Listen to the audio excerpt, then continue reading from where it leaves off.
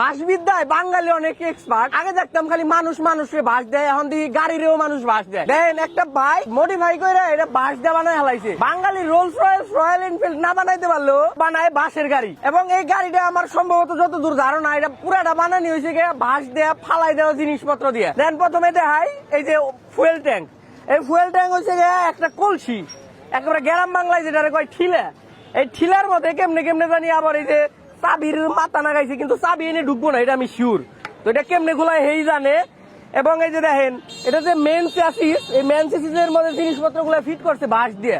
এবং এই নেই শেষ না, এটা যে সামনের ফ্রন্ট মাঠগার্ড এটাও লাগাইছে বাঁশ দিয়ে।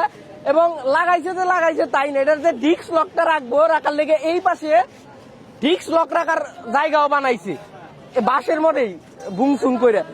এবং এই দিকে দেখেন এই যে পাতিল, এই পাতিল হয়েছে সাইডের এই যে হিটটা, ইঞ্জিন চেম্বারের যে হিট গুলা ওগুলা যেন না লাগে শরীরে তার জন্য। এবং পিছে এই যে সাসপেনশনে বাঁশ বইরা দিছে একেবারে।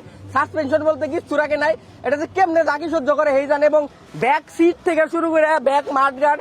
এবং একটা জিনিস করছে, বাংলাদেশ পতাকার থিমটা নিছে সুন্দর করে।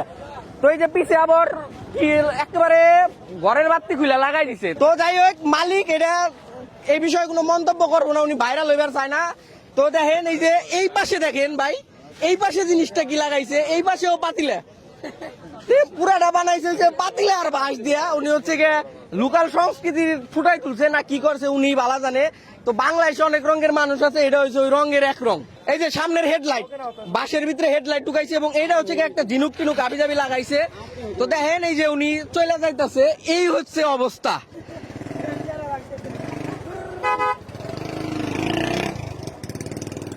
তো প্রিয় দর্শক, এই ছিল ভিডিওটি ভালো লাগলে অবশ্যই শেয়ার করবেন। দেখা হবে নতুন কোনো ভিডিওতে, সে পর্যন্ত ভালো থাকবেন, সুস্থ থাকবেন, আল্লাহ হাফেজ।